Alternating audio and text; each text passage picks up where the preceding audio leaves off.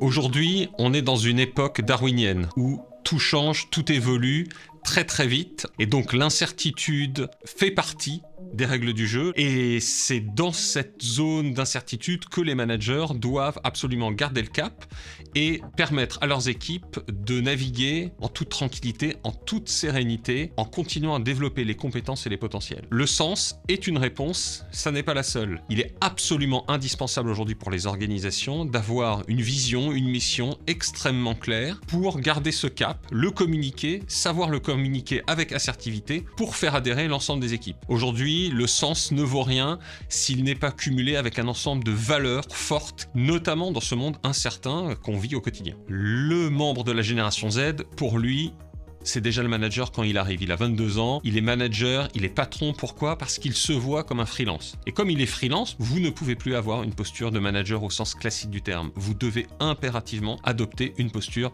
de manager mentor. Vos collaborateurs de la génération Z ont des attentes hyper particulières de leurs managers, surtout si vous voulez les recruter, les fidéliser, les développer. Pourquoi ? Parce qu'il faut les développer individuellement.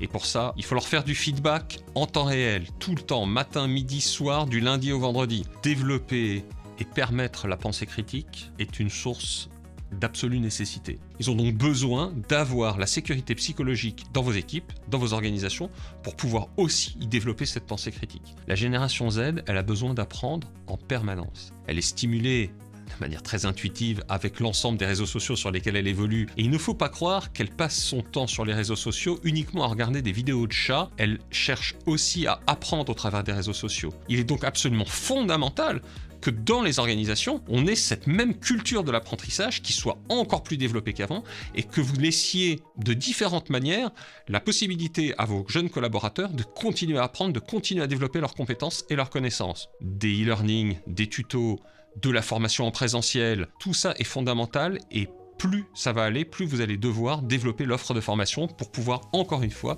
garder les jeunes dans vos équipes.